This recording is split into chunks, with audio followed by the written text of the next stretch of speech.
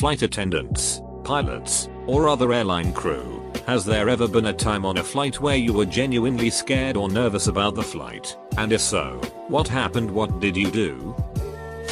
Not crew. But I was on a plane one time and some lake effect snow popped up out of nowhere apparently, and our approach was pretty bad. And this old guy next to me turns to me and says Normandy was less bumpy than this it. That's hilarious. Not me, but I was on a flight at the same time.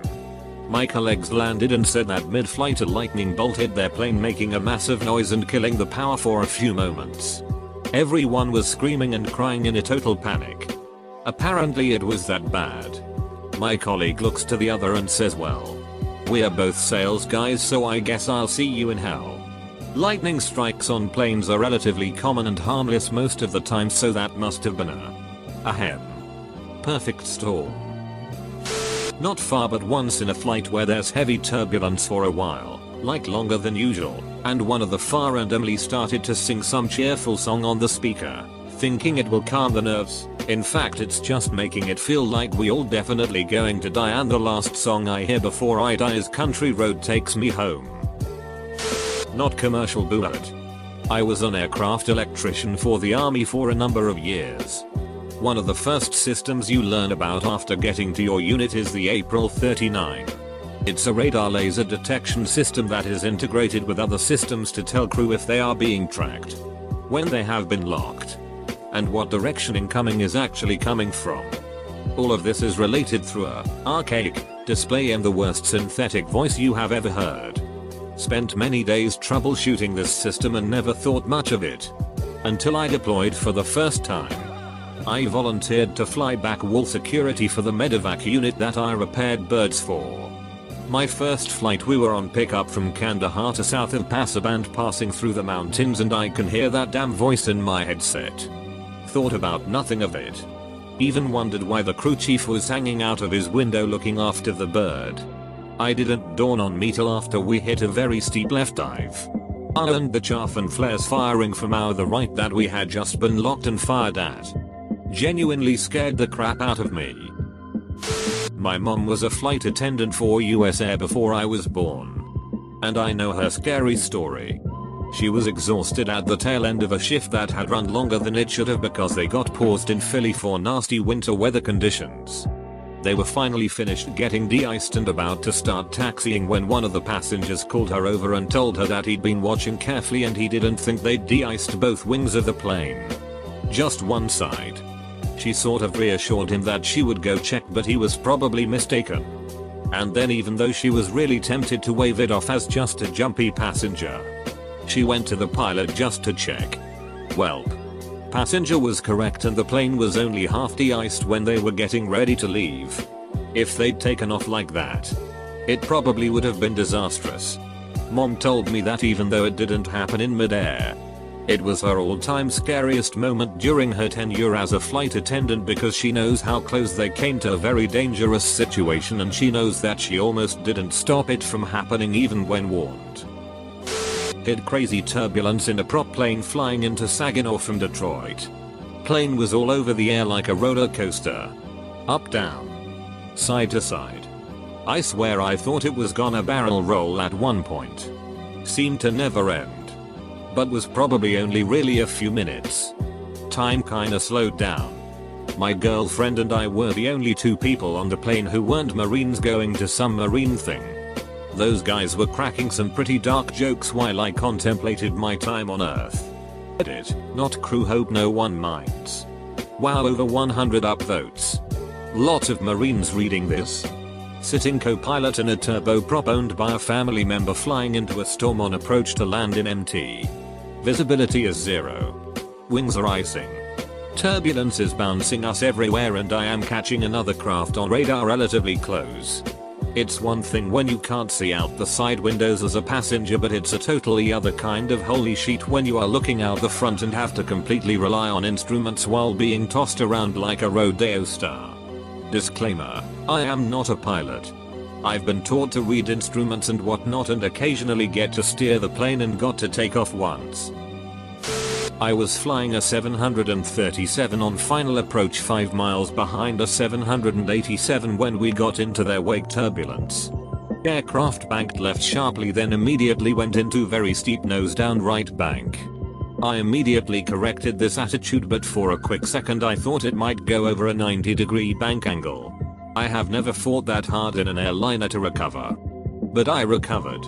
And had the smoothest landing of my career. My story isn't dramatic as yours. But I was on final behind one of the larger Learjets. My small little Cherokee 180 banked to maybe 70 degrees. I was, and still am, a baby pilot, and you better believe my seat cover turned into a starfish. Managed to recover safely, but I'm still extremely wary when I'm in traffic with a jet to this day. Not crew. But recalling being in a very small plane trying to land at John Wayne International during a storm. No door between cockpit and passengers, or at least it wasn't closed. There was turbulence, but nothing as dramatic as some of the other stories here. Listening to the cockpit crew arguing with ground control over the flight path was not comforting. I think we were approaching the end limit for flights, and ground control wanted them to approach by going more over the ocean. Neither I nor the crew cared for that too much. JWI has some pretty strict rules about the flight paths and engine use because the rich assholes who live around it don't like being disturbed by the noise. I was a passenger flying from Boston to Seattle. We heard a loud bang and the plane nosedived for about 5 seconds. Then leveled off. The plane experienced hydraulic system failure. This was on a Boeing 737. The pilots had to pull the wires to control the plane. This basically means that they control the control surfaces with hand cranks from the cockpit. My seat was right on top of the wing, and I could see that they were slowly losing control of the plane over the next 15 minutes until we landed at Midway Airport. The nose was slowly rotating and we'd occasionally start rolling right or left, and I'd watch the flaps or whatever get slowly cranked into position to undo the roll. The nose rotation was getting worse by the minute, but we landed okay with a parade of fire trucks lined up to greet us. My favorite part was the gate attendant telling us not to walk too far because they're going to fix the plane and get everyone back on it. Everyone collectively gasped and looked at the pilot who was just walking off the plane, and he says, "We're gonna get you a new plane." Folks. My dad is a captain at American Airlines. Won't tell me his worst flight because he doesn't want to freak me out. Fair. As someone who has flown since before I can even remember. My worst was flying to Indianapolis from Orlando. It was July, so basically that entire corridor was poppin' with thunderstorms. We got put in a holding pattern over Indy for 2 hours, then diverted to Louisville for fuel. Normal enough. What's not normal is that in the half hour it takes to fly to Louisville from Indy, a line of thunderstorms had popped up Ovalville. We're coming in for approach and I can see the way the clouds look outside the plane. I'm a meteorology nerd and knew they meant wind shear in the area was starting to form. As we came into land, a gust of wind hit our plane, almost knocking us sideways. Pilot pulled the throttle back so hard for a missed approach. So cool, now we were back up in the thunderstorm filled sky. We are hitting severe turbulence at this point and people are praying, holding hands and crying. The captain brings us back around and absolutely plows it into the ground and basically said, "Duck your wind shear." I've never been so happy to get on the ground. Edit. The pilot did not pull the throttle back. He actually pushed that sheet through the floor. I was corrected by pilots in the replies. I was a navigator in the Air Force. Does that count? One time we were stuck between a thunderstorm and the Iranian border, ended up having to fly through the thunderstorm. Another time we had a fire on board and a lot of the crew left their oxygen regulators on full blast while we were dealing with it. After about 45 minutes I realized we are almost completely out of liquid oxygen and had another 2 hours left to get home. Wow, that sounds really scary. Did you just move forward and hope that the oxygen would suffice, or what are you supposed to do in a situation like that? By that point the fire was out and we had ventilated the aircraft to some extent. It smelled really bad because burning wires can put out some really toxic fumes. We had no choice but to continue back to base and everyone turned out fine with maybe just a little bit of a headache. The worst was the smell. Even after laundering my flight suit I could still smell it. It would have been nice to have oxygen all the way back home just to avoid smelling that crap, but it wasn't going to be a risk to anyone's health at that point. I think the scariest part was that instant when the mission commander in the crew compartment yelled out, "Smoke and fumes, go on oxygen." You train for it, but it's always freaky when you have to scramble to get that oxygen mask and the smoke goggles on. And the next thing we did was hill power to the entire back end, which mostly puts them in the dark except for some emergency lighting while they're trying to determine if they need to fight the fire. Luckily we didn't have to use the halon cause that's extremely toxic. Was on a high school trip flying back from Vancouver to Toronto at night. Probably 1999 I think. On a now defunct airline, Canada 3000 DART. Anyways. We're approaching YYZ and it's a bad thunderstorm. No one really cared. We're all 17-year-olds with no real care. Until the turbulence started. It was fun for a bit until the plane started dropping. You know that feeling on a roller coaster where your stomach moves up to your throat? Yeah, that. And not quick ones. Like a few seconds of dropping at a time. So that wasn't fun. Then we tried to land and what felt like the 11th hour. Pilot pulls up quick and we go for another loop. Still mad turbulence. Then we see a giant flash and someone says our wing got hit by lightning. Which, as I understand now, is no big deal. But then the lights in the cabin went out and all you could see were those lights lining the floor to the exits. I turned around and one of my teachers, Reed, an adult, was clutching his armrests with his eyes closed.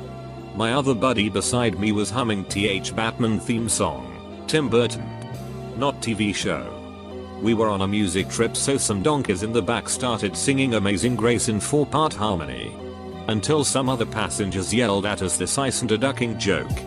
One of the flight attendants, who I learned was relatively new, was strapped in crying. Good times all around. Anyways.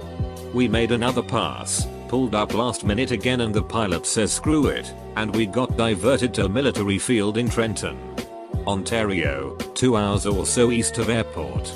Once on the ground the pilot seemed pretty chill and were calming the flight attendant down while she was crushing darts nervously. We all waited for a bus to collect my class and drive us back to the airport to meet our parents. My mom got tired of waiting and drove home, so I had to hitch a ride with another kid. Probably the most annoying part of the experience. Apart from the impending doom feeling that is, which only came in hindsight later. Not a flight attendant, but on a particularly bumpy flight I witnessed a hostess praying under her breath while strapped to a safety seat in front of me. I posted this in another thread a few years ago. We were flying DFWHNL, Dallas, Honolulu. We were about 30 minutes past the point of no return and the captain informs us, flight attendants, that he had to shut one engine down because it was overheating. We had about 2.5 hours until we could reach any kind of land. We had a new hire, 2 months, working the flight that got very emotional and started saying things like "I don't want to die" in a panicked voice. We had to shush her so passengers wouldn't start freaking out. As time progressed I tried to ignore the fact that the other engine could crap out or we could have a bird strike or any number of things could go wrong. I started casually going through the cabin and rechecking all of the emergency equipment on board. To calm the new hire down I took her through with me to try and remind her of her training. Just as she started calming down I noticed a strange noise coming from the functioning engine. It was the sound it makes when we are changing speeds around the time we are about to land. We were still 1 hour 40 minutes out. The captain gives us another call and my heart sank. Just as he called, a passenger gets up out of his seat and collapses right in the aisle. His shirt caught on the armrest and ripped his shirt wide open. His wife screams. There are 4 flight attendants on this flight, so someone else answered the call from the captain and I had to deal with this. In my mind I am thinking, how am I going to secure this guy if we are going down? Should I just leave him there and answer the phone? I need to know what the captain is saying. Meanwhile the wife is trying to wake him up and I'm asking my co-worker to get medical equipment. I immediately switch to first responder mode once I see him turn pasty white. None of these passengers know about our engine problem and only a few notice this guy passed out in the aisle.